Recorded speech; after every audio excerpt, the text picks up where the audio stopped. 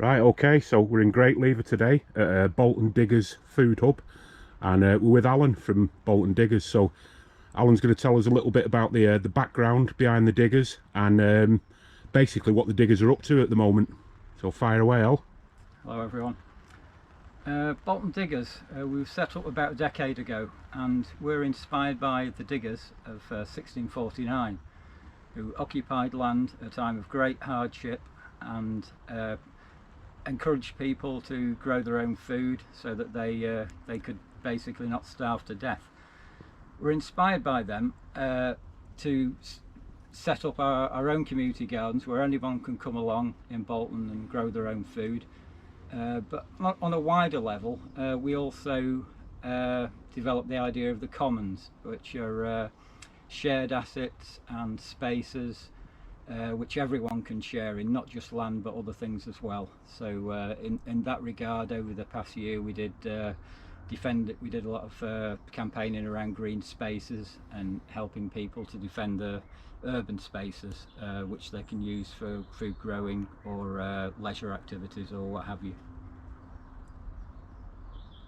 Right, and what are your plans this year? What sort of issues are you going to be dealing with? What are you going to be doing on the project and stuff like that? What's your basic take on this year, Al, with everything that's going on? Yeah, there's a lot going on at the minute, and over the past few weeks we've been doing a lot of activity around supporting people who have been going on strike.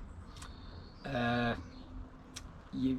has culminated on Saturday in a gig we organised by CAT, and with the generosity of a lot of local people, local bands and people giving their time and energy, and we managed to raise £750 for local people on strike.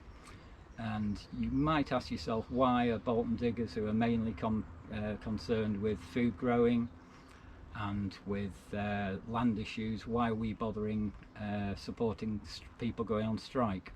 So I want to talk a little bit about that. For a start, whenever you hear people at the head of large corporations or banks, CEOs or politicians even, talk about their own astronomical incomes, the financial packages, the hello and goodbye handshakes and so on, they justify them in the same terms. They say to get good quality people you have to have the right level of remuneration, otherwise you won't attract the people needed with the required levels of experience and talent and so on and so forth.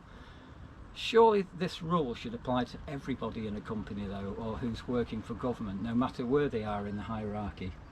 To maintain a first-class organisation providing goods or services to the public, surely everybody needs to be properly remunerated, not just the people at the top. Surely the same argument that they use applies to everybody. That means a decent pay settlement for everybody, for the majority, not just the elite minority.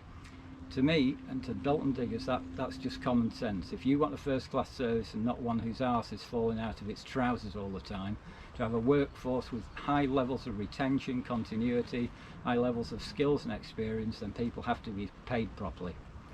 And that, across the country, is all that people are asking for at the moment. But it goes wider than that. Public services are an aspect of the commons, things we maintain and share together for the benefit of all. Once the private profit motive is introduced, then that becomes the new priority, making a profit for CEOs and shareholders. The quality of the service provided to the public comes in a poor second place to this. Now, in medieval times, the portion of land shared by everybody, as we said before, was called the commons. This was until greedy rich people enclosed it for their own benefit and shut everybody else out from the original welfare safety net, the land. Nothing has changed really. Today, instead of enclosure, we have enclosure by another name, privatisation.